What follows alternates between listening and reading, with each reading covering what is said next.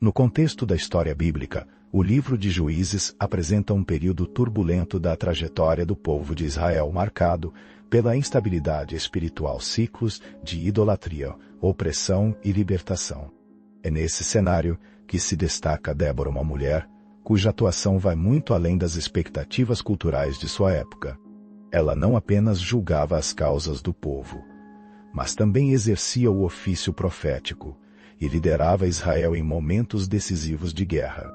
Sua figura singular desafia paradigmas, oferece reflexões sobre o papel da mulher na história da salvação e revela lições valiosas sobre liderança espiritual, coragem e obediência à voz de Deus.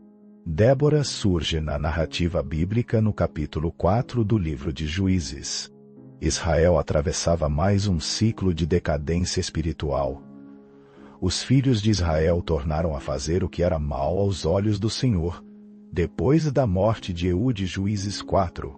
Como consequência da sua desobediência, Deus os entregou nas mãos de Jabim, rei de Canaã, cujo comandante militar Sísera oprimia Israel com crueldade há 20 anos.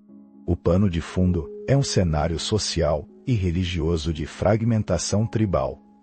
Neste cenário, era total a ausência de liderança centralizada e afastamento progressivo da aliança com Deus. Salomão diz em Provérbios: quando os justos governam, o povo se alegra, mas quando o ímpio domina, o povo geme. Mas Deus é infinito em misericórdia e não fica irado o tempo todo. É nesse momento crítico que Débora é identificada como profetisa mulher. De Lapidote, é levantada por Deus para julgar Israel. Juízes 4. Sua posição rompe não apenas o modelo patriarcal da época, mas também aponta para a soberania de Deus em usar quem ele deseja. Independente de gênero, posição social ou capacidade humana, ele, o Senhor, capacita para cumprir seus propósitos. O título de profetisa no hebraico, Nevia, confere a Débora uma autoridade espiritual, reconhecida semelhante à de outras figuras proféticas no Antigo Testamento.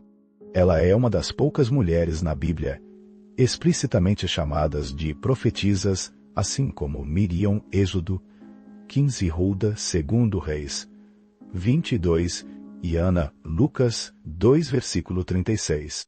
O dom profético em Israel não era apenas predição do futuro, mas envolvia revelações da vontade de Deus, instrução espiritual e orientação moral.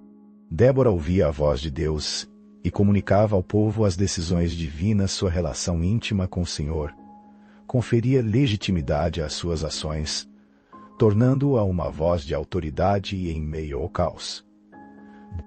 Sua profecia dirigida a Baraque, comandante militar israelita, revelava tanto o plano divino para a libertação de Israel, quanto a certeza da vitória, ainda que esta fosse entregue nas mãos de uma mulher, em referência posterior à heroína Jael. Os juízes não eram apenas árbitros civis, mas também líderes carismáticos, guerreiros libertadores e muitas vezes figuras espirituais. Débora julgava as causas do povo debaixo de uma palmeira entre Ramá e Betel no Monte Efraim, sendo procurada por todos que desejavam justiça. Isso indica que ela exercia influência e respeito não apenas em sua tribo, mas entre diversas tribos de Israel. Em toda a narrativa bíblica, Deus sempre demonstrou não fazer qualquer distinção de pessoas. Não importava se homem ou mulher, a disposição em servir faz toda a diferença para o Senhor. A presença de Débora nesse papel é extraordinária, considerando a estrutura patriarcal da sociedade hebraica antiga. A Bíblia não apresenta Débora como uma exceção tolerada, mas como uma serva de Deus que exercia sua função com sabedoria e discernimento. Isso aponta para uma teologia inclusiva, na qual o chamado divino transcende barreiras culturais e de gênero. A justiça de Débora não era uma questão de legalidade, mas refletia os valores da aliança. Ela representava o elo entre o povo e Deus, sendo mediadora não apenas de conflitos, mas da vontade divina. Sua sensibilidade espiritual e discernimento profético eram fundamentais para esse exercício de liderança. Débora, como líder militar e estratégica, A narrativa de Juízes 4 não retrata Débora empunhando uma espada no campo de batalha, mas sim como líder que convoca, orienta e inspira a ação.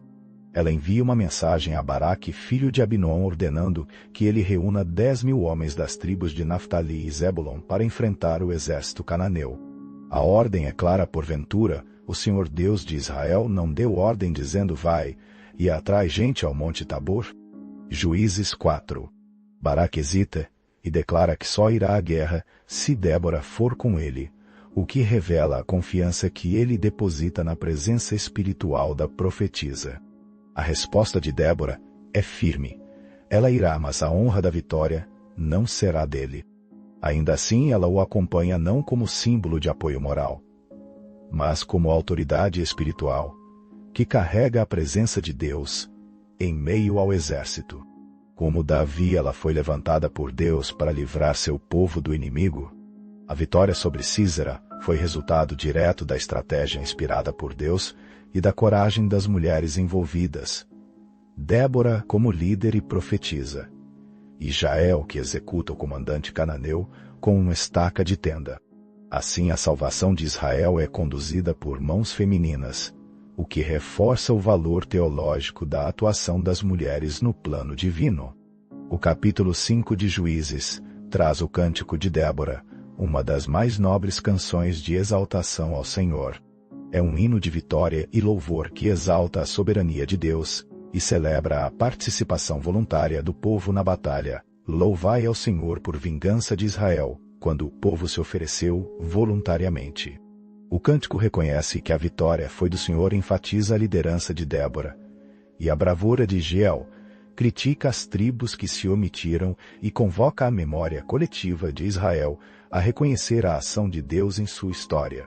O estilo do cântico lembra os salmos de guerra e os hinos de exaltação profética, posicionando Débora como uma mulher que não apenas viveu os feitos de Deus, mas soube narrá-los com poesia, devoção e profundidade. O que nos ensina essa narrativa bíblica? O chamado de Deus não está limitado ao homem ou à mulher. A vida e a missão de Débora mostram que Deus levanta líderes conforme sua vontade soberana.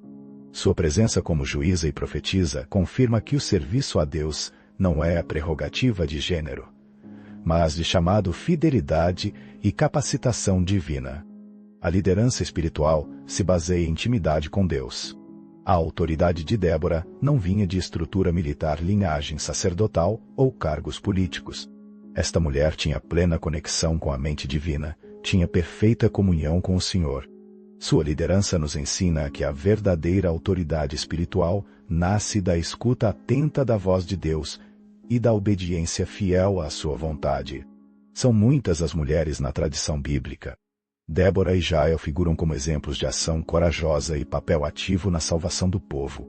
Em tempos em que a cultura marginalizava o papel da mulher, a narrativa bíblica as destaca com honra, sinalizando que o reino de Deus valoriza a contribuição de todos os seus servos, não dependendo das construções sociais. Somos servos e servas para o serviço de Deus, mas a vitória pertence ao Senhor. O cântico de Débora ressalta que toda vitória pertence a Deus. Mesmo quando líderes humanos são usados como instrumentos, o louvor final é dado ao Senhor dos Exércitos que luta por seu povo. A mensagem que fica em nosso coração é: Deus levanta os humildes e fracos para confundir os que se julgam poderosos. Débora é uma das figuras mais inspiradoras do Antigo Testamento. Sua atuação como juíza, profetisa e líder revela uma mulher profundamente conectada com Deus e comprometida com a libertação do povo de Israel. Sua história transcende os limites da época e oferece lições atemporais sobre liderança espiritual, coragem diante das adversidades e a importância de ouvir e obedecer à voz divina. Quando examinamos as Escrituras, fica claro como somos desafiados a rever conceitos sobre autoridade, vocação e serviço no reino de Deus. Que a história de Débora continue ecoando nos corações daqueles que desejam servir ao Senhor com integridade e fé, e ousadia, seja qual for o contexto ou desafio que enfrentem. Lembremos o que disse Paulo: nisto não há judeu nem grego, não há servo nem livre, não há macho nem fêmea, porque todos vós sois um em Cristo Jesus. Gálatas 3 versículo 28. Agradeço por chegar até o final. Envie esta mensagem para seus contatos e inscreva-se e curta.